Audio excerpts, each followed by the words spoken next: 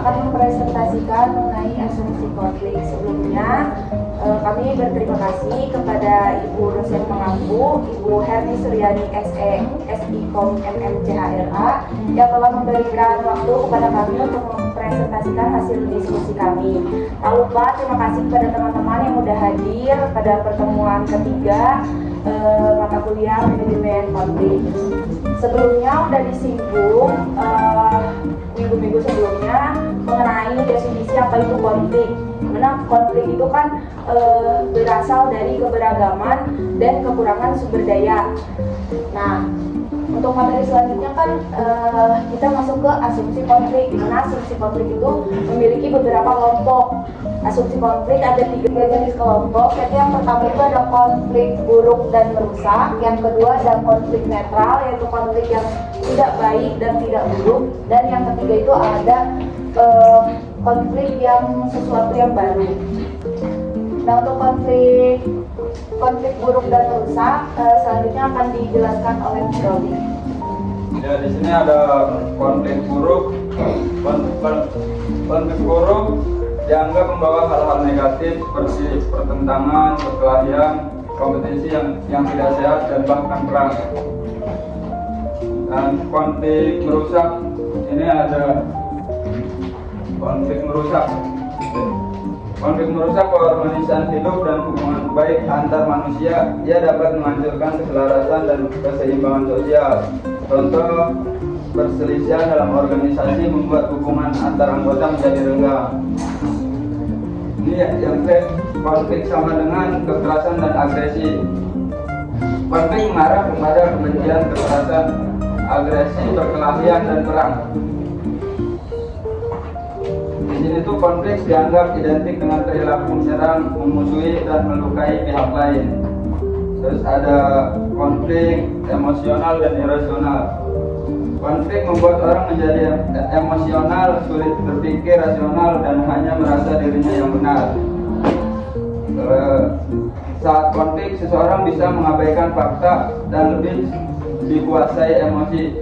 Dan teman-teman kalau lagi ada masalah apa, problem, konflik pasti dikuasai dengan emosi ya. Ya.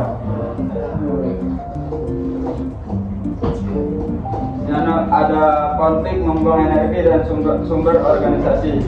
Saat terlibat konflik, kedua belah pihak memerlukan berbagai sumber seperti pikiran, tenaga, waktu, dan biaya.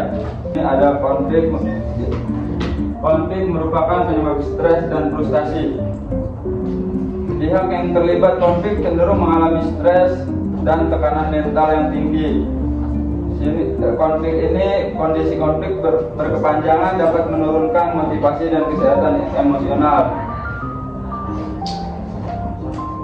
Terus ada konflik sama dengan perang, agresi, kehancuran, dan penderitaan manusia.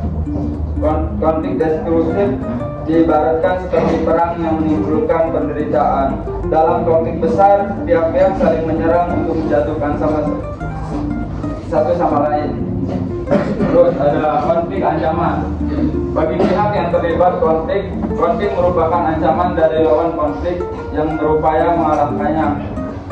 Ini itu konflik pihak yang terlibat melihat konflik sebagai bentuk serangan terhadap keamanan atau harga diri mereka. Contohnya dalam politik organisasi, seseorang melihat kritik dari rekan kerja sebagai ancaman terhadap posisinya. Ada konflik netral yang akan dilanjutkan oleh Indri. Di sini ada konflik netral. Konflik itu netral, tidak baik dan tidak juga buruk. Menurut Stephen P. Robbins tahun 1992, asumsi ini dianut oleh para penganut aliran pandangan hubungan kemanusiaan. Konflik merupakan kejadian alami dan fenomena manusia yang tidak bisa dihindari. Perbedaan pendapat, sifat, dan persepsi manusia merupakan sumber konflik dan itu menjadi karakteristik masyarakat yang terorganisasi. Konflik netral akan mempunyai toleransi yang tinggi terhadap terjadinya konflik. Tugas pemimpin dan manajer adalah menciptakan mekanisme manajemen konflik agar tidak menjadi konflik destruktif dan memanfaatkannya menjadi pengembangan sistem sosial. Di sini ada beberapa contoh konflik netral, yaitu karyawan A dan B memiliki pendapat yang berbeda tentang cara menyelesaikan proyek yang menyebabkan keterlambatan. Itu contoh konflik netral di tempat kerja. Yang kedua ada contoh konflik dalam hubungan. Misalnya, dua teman memiliki pandangan berbeda tentang cara mengelola keuangan bersama saat liburan. Terus ada contoh konflik netral dalam masyarakat. Di sini ada contoh warga desa berbeda pendapat tentang rencana pembangunan proyek yang akan memengaruhi lingkungan. Terus ada konflik baik dan diperlukan atau konflik yang terkontrol. Stephen P. Robbins tahun 1992 menyebutkan asumsi ini sebagai pandangan penganut yang sering berinteraksi. Mereka yang berpendapat konflik baik dan membangun sesuatu yang baru akan menganjurkan para pemimpin dan manajer untuk meneruskan konflik yang sedang terjadi secara minimal untuk mendorong kreativitas dan kritik diri. Di sini ada beberapa proses konflik, yaitu ada satu penyebab konflik. Yang pertama, beda tujuan. Terus kompetisi akan sumber yang terbatas. Terus tugas saling tergantung. Sistem imbalan yang tidak layak. Terus perlakuan tidak manusiawi. Yang terakhir, perbedaan suku, agama, ideologi, dan sebagainya. Dilanjutkan oleh Huda.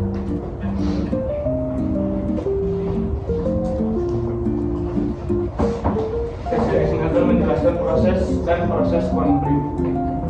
Satu, kekuasaan dan konflik.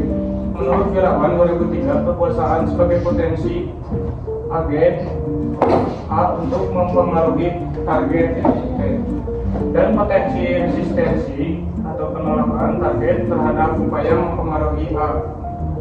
Agen maupun target dapat berupa orang atau kelompok. Istilah potensi mempengaruhi artinya kemampuan kompetensi atau daya untuk mengubah sikap, perilaku, ide, dan sebagainya yang dikehendaki. Di sini ada peran kekuasaan dalam konflik. Satu, kekuasaan itu abstrak, tidak terlihat. Perlu dipahami sifat-sifat kekuasaan tidak hanya terlihat pada jabatan, pangkat, pakaian dinas, serta kemampuan untuk membuat sesuatu, menyelesaikan masalah, dan mengkomunikasikan sesuatu. Walaupun kekuasaan tidak terlihat, jika digunakan dapat menimbulkan akibat yang menyenangkan atau tidak menyenangkan bagi target. Kedua, ada kekuasaan bukan milik individu, tetapi milik interaksi sosial. Artinya, seorang manajer suatu perusahaan yang hanya mempunyai kekuasaan terhadap bawahannya atau orang di luar perusahaan yang berinteraksi dengan dia, tidak mempunyai kekuasaan terhadap orang lain yang tidak berinteraksi dengannya. Ketiga, kekuasaan bisa diperoleh dan diperbesar atau bertambah jumlahnya, atau bahkan hilang. Seorang dapat memperoleh kekuasaan jika memandanginya orang yang diinginkan kekuasaan presiden. Ia harus mengikuti pemilihan presiden dan menjadi seorang kandidat presiden. Yang keempat ada kekuasaan netral. Kekuasaan tidak baik dan tidak juga buruk, tergantung pemegang kekuasaan. Menggunakan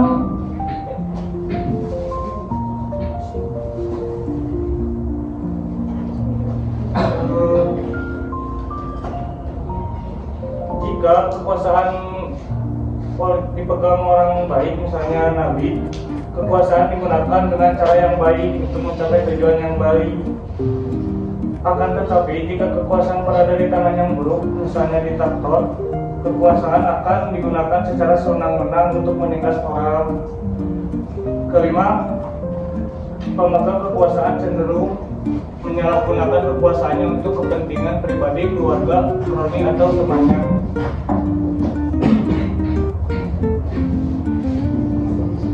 Kekuasaan ini dalam suratnya kepada Mandel Creighton pada tanggal 5 April 1887, dia berkata,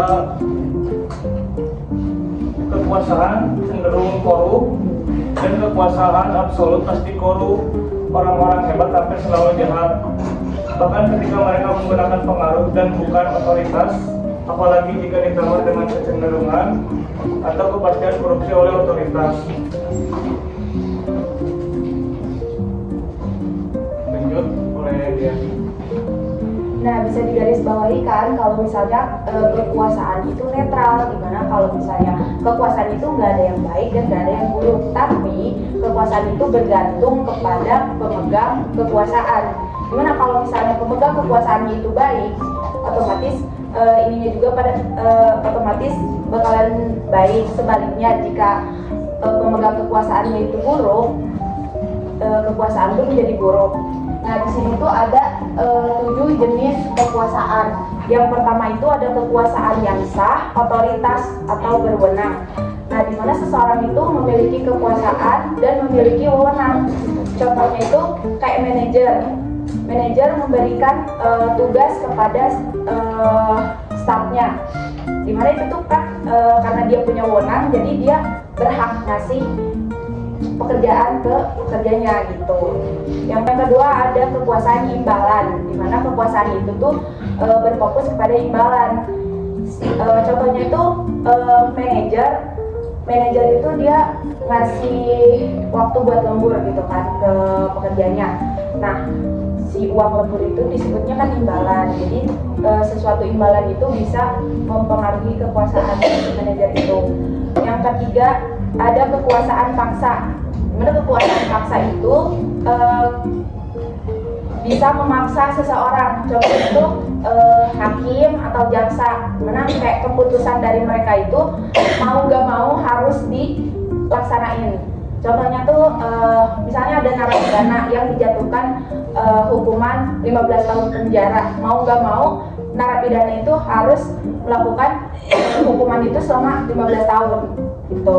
Yang keempat ada kekuasaan keahlian. Kekuasaan keahlian itu seseorang yang memiliki kemampuan di bidang tertentu, baik ilmu pengetahuan ataupun teknologi atau sebagainya. Contohnya tuh dokter bedah. Dimana kalau dokter bedah itu dia sebelum melakukan atau memasuki ke ruang operasi, dia tuh memiliki kekuasaan di ruang operasi tersebut. Dimana dokter-dokter yang lain atau perawat-perawat lain, dia tuh harus mematuhi apa yang diperintahnya. Nah, yang kelima ada kekuasaan rujukan. Kalau kekuasaan rujukan itu dia mempunyai keunggulan fisik atau psikologis sehingga orang lain mengikuti dirinya. Contohnya apa ya? Contohnya kayak influencer mungkin ya, yang lagi influencer terus dia bikin kayak video a day in my life, dan itu membuat orang lain mengikuti mengikuti gayanya gitu. Yang keenam ada kekuasaan informasi. Kekuasaan informasi itu seseorang yang memiliki informasi. Contohnya manajer sumber daya manusia atau staf personalia, dia kan mempunyai data-data dari pegawainya. Nah, dia tuh berhak terus kayak punya wewenang atau punya kekuasaan kalau misalnya orang ini harus dipindah jabatan gitu. Pindah jabatan tuh bisa sama orang itu karena dia memiliki kekuasaan atas informasi. Yang terakhir ada kekuasaan koneksi. Nah, kalau kekuasaan koneksi ini tuh banyak banget ya kan, yang banyak banget lah gitu di luar sana yang pakai ini, karena koneksi itu berhubungan kayak seseorang melibatkan orang lain. Atau gini aja deh, contohnya tuh kayak kalian mau bekerja terus lewat orang dalam.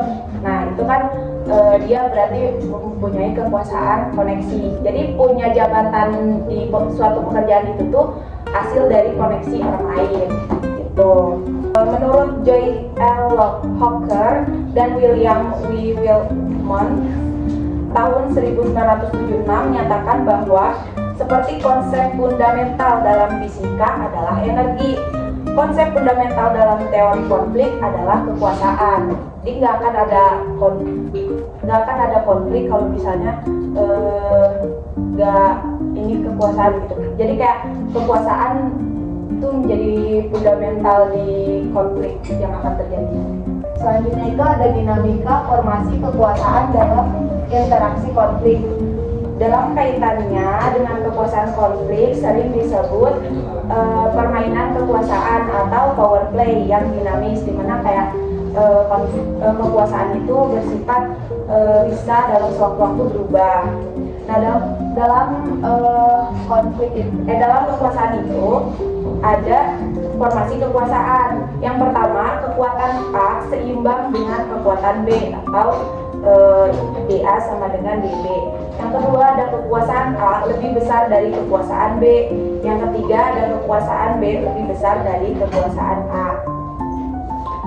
Seperti gambar yang kalian lihat di sebelahnya, itu tuh mempengaruhi.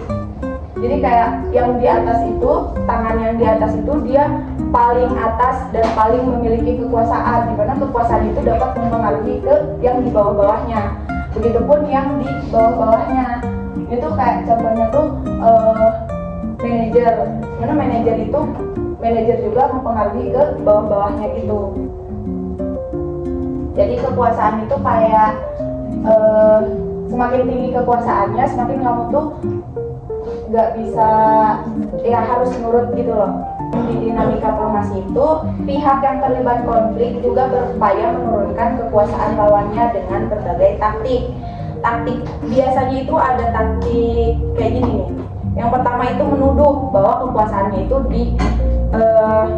kekuasaannya telah disalahgunakan untuk kepentingan pribadi, keluarga, kelompok atau kroni. Yang kedua ada merendahkan arti kekuasaan yang dimiliki lawan konflik. Biasanya tuh orang tuh kalau misalnya berkonflik langsung merendahkan lawannya kan. Nah, yang ketiga menuduh lawan melakukan kebohongan publik. Itu yang sering terjadi ya kan. Nah, yang keempat menyatakan bahwa lawan konflik tidak mempunyai kemampuan untuk melaksanakan tugasnya. Yang kelima, melakukan ketidakpatuhan publik, tidak mengakui kekuasaan atau posisi lawan publik. Biasanya tuh kayak siapa sih kamu gitu, apa sih kamu kayak gitu kan. Yang keenam, yang sering terjadi tuh dia melakukan whistleblower.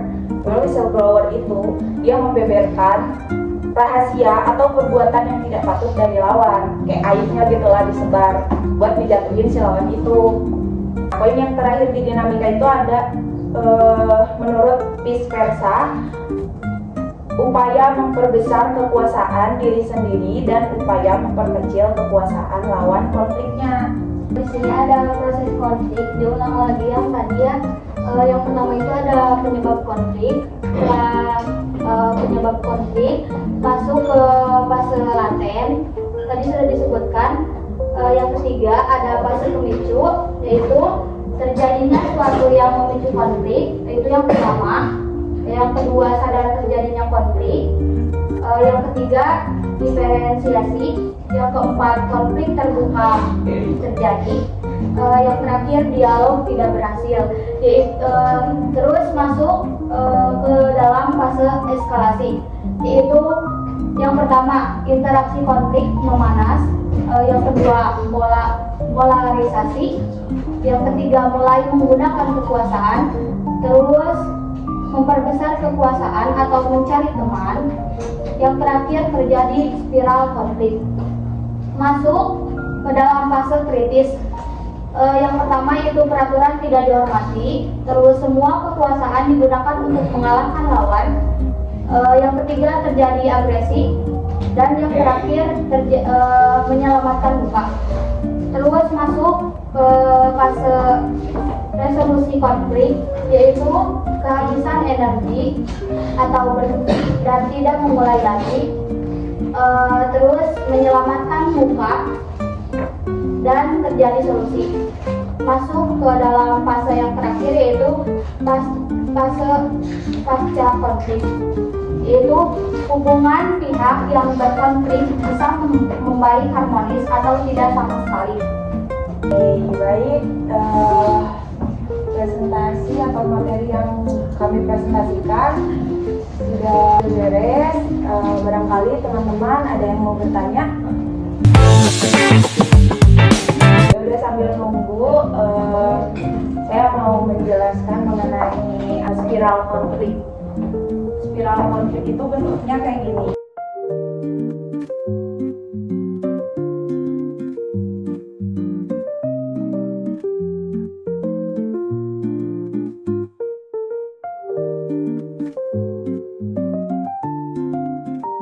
Dinamika spiral konflik itu kayak gini. Maksudnya tuh, kalau misalnya orang berkonflik itu ujung-ujungnya tuh kan ini maksudnya ke fase eskalasi. Eskalasi itu fase ke-6. Fase ke-6 ya? Oh, keempat. Fase keempat yang dimana kalau misalnya si pihak A sama pihak B itu berkonflik, yang akhir-akhirnya itu kayak di fase pertama tuh dia bakalan tetap, misalnya dia bakalan tetap temenan atau enggak. Nah yang kedua itu dia tuh menjauh, semakin lama semakin ke atas tuh semakin menjauh. Jadi dinamikanya tuh kayak si pihak A sama pihak B tuh makin spiral ke atas, makin menjauh gitu. Anda mau nanya apa?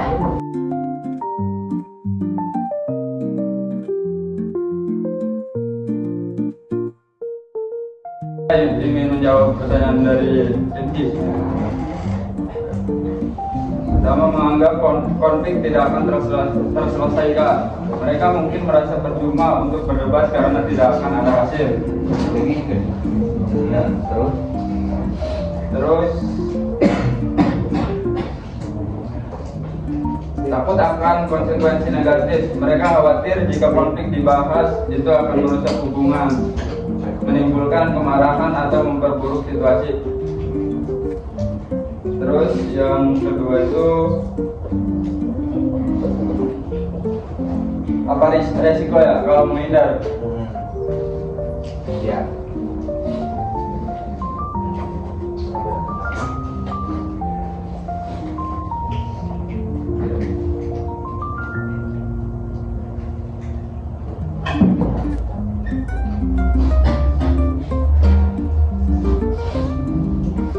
Baik, kalau misalkan masalah di kelas menghindar dari permasalahan, paling itu resikonya kayak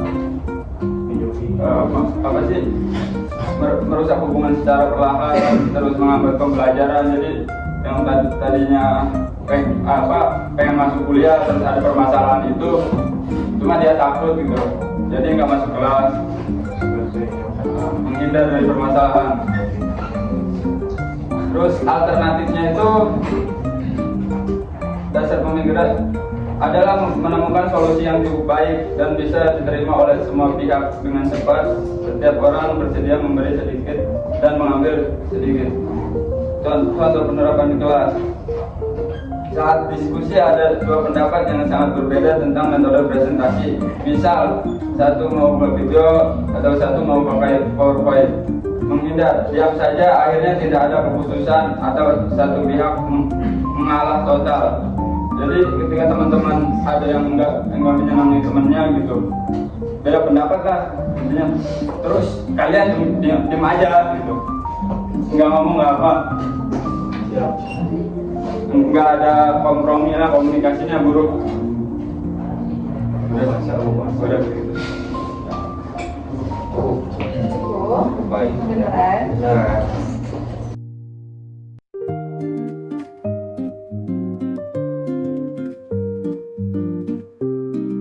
Oke, aku ingin menjawab pertanyaan dari Dewi mengenai intinya tuh kayak bagaimana cara menyelesaikan konflik kalau misalnya orang itu yang satu avoidan dan yang satu overthinker. Gitu. Punya dua pandangan yang berbeda terkait konflik itu. Untuk cara yang biasanya tuh, nah itu kan disebut dinamika hubungan sebagai pola push pull, tarik ulur ya. Nah, untuk strategi menyelesaikan konfliknya tuh, yang pertama dari segi overthinkernya dulu, dia tuh harus memperhatikan dan mengurangi intensitas dan tekanan kepada si avoidan itu. Nah, biar si avoidan itu tuh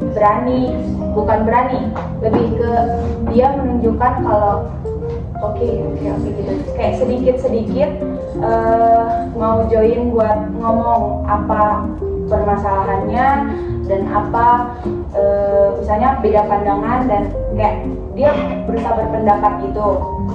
Yang kedua tuh komunikasinya yang tenang dan jelas. Gunakan I statement tanpa kritik. Jadi kayak pendapat dia kayak gimana, pendapat kita kayak gimana, coba rundingin dulu mana yang lebih baik. Kalau misalnya si avoidan itu tetap ini menurut aku bagus, yang ini, berarti tarik ulur lagi sampai si pandangan kita tuh jadi satu gitu.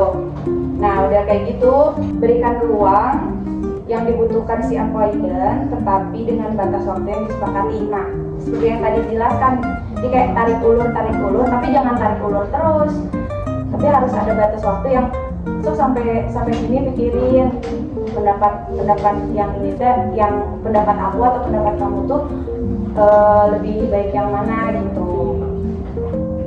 Nah di sini si avoidan juga harus berkomitmen untuk tidak menghilang sepenuhnya dan memberikan respon yang jujur, meskipun dari rasa dia tuh rasanya canggung apa gimana gitu kan.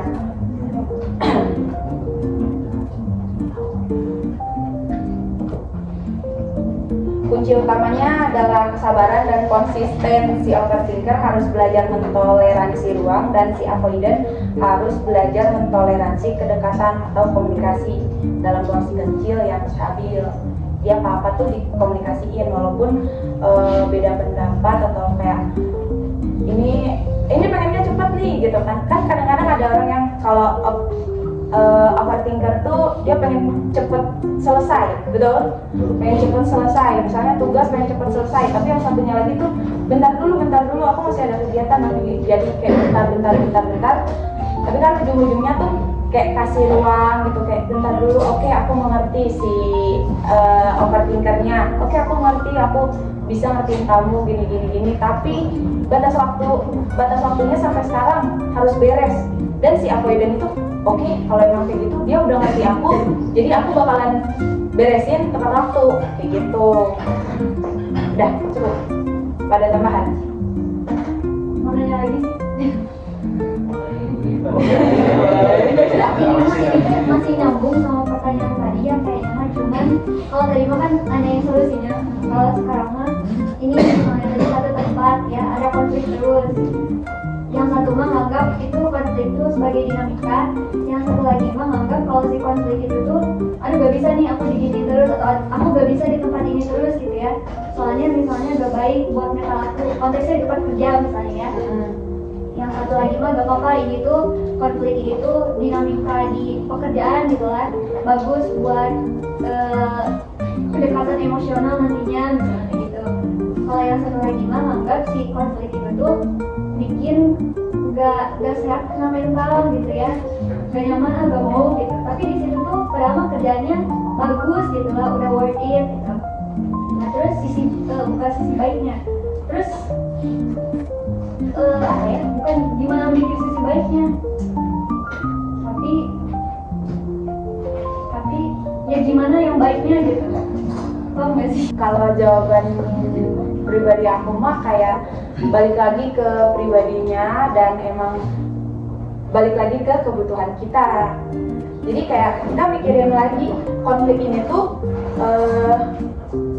sebenarnya emang dinamika kalau dalam pekerjaan tuh gitu kan. Jadi kalau misalnya mau tetap di pekerjaan itu, ya kamu harus menerima semuanya. Kayak kalau misalnya, lingkungan kerjaannya itu dia sering marah-marah, misalnya si kepala cabangnya atau apa gitu kan, sering marah-marah. Tapi kan kita sebagai bawahan, oke nggak apa-apa. Itu kayak gitu. Karena apa? Karena kita juga punya nilai positifnya, yaitu benefit kita kerja di situ worth it sama apa yang apa yang kita alami gitu. Kayak ya udahlah, konflik dikit-dikit mah nanti juga kalau kebiasaan nggak akan kayak gitu lagi. Ya gitu sih, sabar. Benar kata Reno tadi, adaptasi kalau menurut aku. Terus ada tambahan? Itu kan poin plus juga buat ngelatih mental kita. Dan kita tuh kalau misalnya nih keluar dari pekerjaan itu terus ketemu kerjaan ternyata konfliknya itu lebih berat dari yang sebelumnya, kita tuh udah kuat gitu. Jadi kayak coba aja kalau misalnya ada konflik itu kayak dibiasain, aku bisa gitu. Atau enggak kayak oke lah nggak apa-apa gitu. Kesalahan ini sekali, tapi besok nggak akan diulangi lagi gitu. Cukup.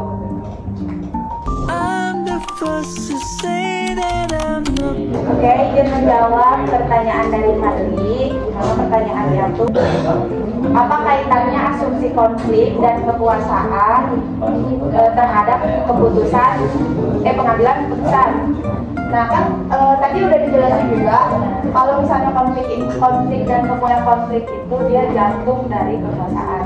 Nah untuk hubungan pengambilan keputusan itu ya di mana-mana juga kalau misalnya mau ngambil keputusan itu pasti harus yang berkuasa gitu. Ya, contohnya tuh kayak manajer, dia kan emang punya wewenang, punya kekuasaan, jadi dia bisa mengambil keputusan kayak gitu. Nah kalau misalnya dia ada konflik sama bawahannya pun, dia bakalan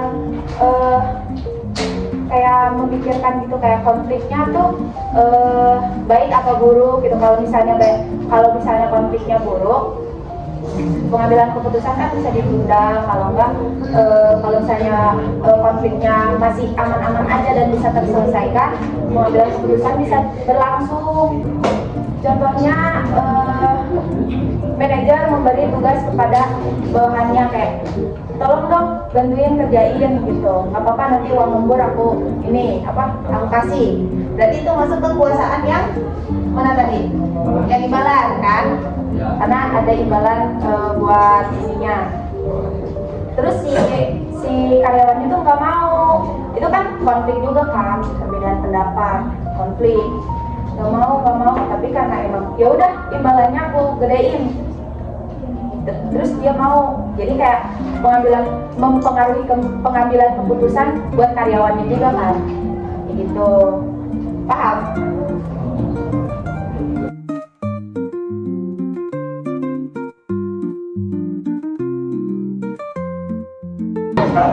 Tapi permasalahan itu konflik itu udah didiskusiin sama pihak yang dirugikan itu belum? Iya, kan ini saya dengan cara menanyakan kepada kalian. Kurangnya cuma bingung kan, yang kurang benar, tapi si kurangnya mau jadi konflik ya. Nah itu caranya dengan dikomunikasikan dengan pihak yang merasa terugikan tersebut. Jadi kalau kita punya konflik, kalau kita punya konflik sama seseorang konflik itu gak akan terselesaikan kalau gak ada komunikasi sama sekali. Oh iya. Jadi intinya komunikasi gitu ini. Iya. Oh iya. Dikomunikasikan biar tidak miskomunikasi. Makasih kalau gini ya. Mau beres, sekarang ibu yang bertanya ya. Di dalam konflik ya, berarti di dalam baik itu orang berorganisasi ada yang berkonflik gitu ya. Nah, kan ada fase-fase ya. Pas kelompok ini kan ini ya fase-fase, diantaranya ada pendahuluan, fase laten, terus yang terakhir adalah fase pasca konflik. Pendahuluan permulaan ya ini ya, penyebab konflik berarti. Terus fase laten, fase eskalasi, fase pemicu dulu, terus eskalasi, fase krisis, fase resolusi konflik, fase pasca konflik. Nah, contohkan konflik tersebut yang pernah Anda lihat atau Anda alami, sebutkan fase-fasenya. Misalkan fase pemicu adalah ini, fase laten adalah ini. So, misalnya konflik, terserah sih mau konflik yang mana, mau konflik yang kemarin hangat tentang ini yang demo di kantor DPRD Provinsi Jawa Barat, ataukah mau konflik yang lainnya, boleh silakan. Oke, untuk contoh di proses konflik itu kita di sini menggunakan contohnya tuh ada 2 karyawan di divisi pemasaran yang bernama Ani dan Budi. Nah, mereka tuh berselisih karena target kerja. Nah, contohnya tuh gini, masuk ke fase pertama itu penyebab konflik. Nah, contohnya tuh si Ani ingin fokus dia ke konten, dan si Budi pengen kualitas posting untuk dikejar. Jadi kayak kualitas postingan dulu, jangan dulu konten. Sedangkan Ani pengen konten dulu gitu. Jadi berkonflik. Ya, jadi berkonflik. Padahal satu divisi, tapi dia tuh berkonflik gitu. Nah, selanjutnya masuk ke fase laten. Keduanya tuh kayak merasa terganggu, terus berkonflik, tapi belum berkomunikasi, kayak belum ngomong, malah saling diam gitu. Terus fase pemicunya. Nah, fase pemicunya tuh pada rapat Budi bilang kalau posnya itu posnya cuma 2 per minggu. Kalau postingnya cuma 2 video per minggu, kapan insight-nya bakal naik, kata Budi. Nah, yang keempat tuh masuk ke fase eskalasi. Ani juga dia berdebat kayak, ya gimana, soalnya kontennya juga waktunya cuma cukup buat 2 video dalam 1 minggu misalnya. Terus kayak berdebat keras lah mereka. Nah, itu disebutnya fase eskalasi. Nada suara tuh kayak mulai naik, terus mulai emosi, ada emosi di situ. Keduanya saling menyalahkan atas kerjaannya masing-masing gitu, kayak kerja kamu salah Ani, kerja kamu salah Budi gitu. Harusnya kamu lebih gini. Menyalahkan. Iya. Nah, yang selanjutnya tuh masuk ke fase krisis. Krisis. Mereka tuh nggak mau kerjasama, jadi kayak si Ani tetap dalam 1 minggu tuh cuma bisa 2 konten, nggak bisa lebih dari 2 konten karena kita juga perlu waktu, perlu tambahan biaya atau apalah gitu kan. Nah, si Budi kekeh kalau misalnya tetap di 2 konten itu insight tuh nggak akan naik, minimal harus 3 atau 5. Jadi dia menekankan konsisten kepada si Ani ini gitu, si Budi itu. Terus masuk ke resolusi konflik, dimana resolusi konflik ya ujung-ujungnya manajemen divisi pemasaran itu yang manajer divisi pemasaran yang memutuskan kayak gimananya dirugikan ya mediatornya. Yang 2 mah tidak bisa menyelesaikan konflik ya, jadi butuh mediator. Yang ujung-ujungnya tuh menurut manajernya oke lah kalau misalnya emang Budinya tetap mau lebih dari 2, tapi Aninya tetap mau di 2 konten, lebihin aja mending 1 gitu. Jadi 3 konten bisa kan kalau kekejar, kalau 3 konten gitu kata manajernya.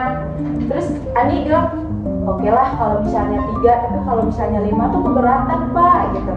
Terus kata Budi, ya kalau 3 mah gimana, masih kurang misalkan gitu ya, masih berdebat di situ.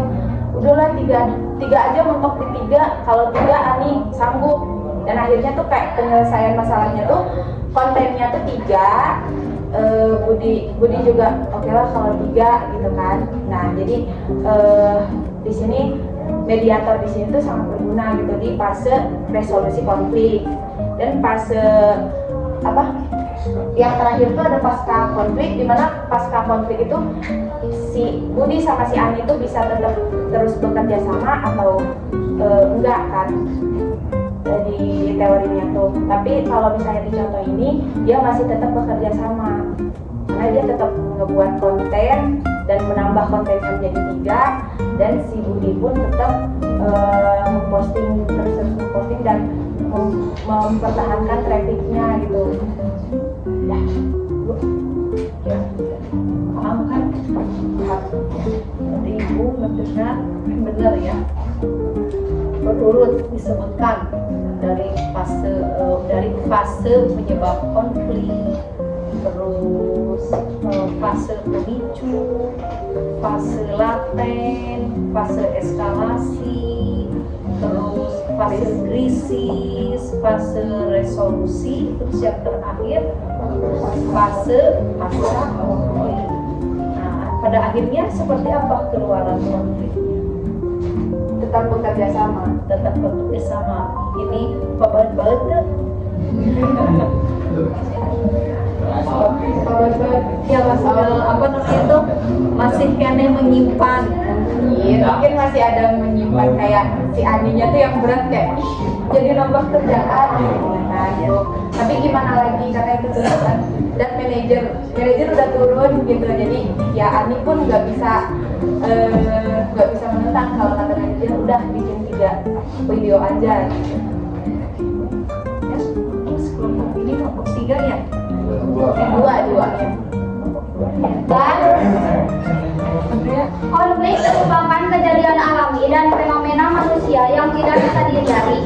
Perbedaan pendapat, sifat, dan persepsi manusia merupakan sumber konflik, dan itu menjadi karakteristik masyarakat yang terorganisasi. Dalam konflik memiliki landasan fundamental kekuasaan itu netral, tidak baik dan tidak buruk, semua tergantung pemegang kekuasaan. Jadi sekian presentasi dari kelompok kami. Terima kasih atas waktunya. Terima kasih karena sudah antusias. Sekian, wassalamualaikum warahmatullahi wabarakatuh.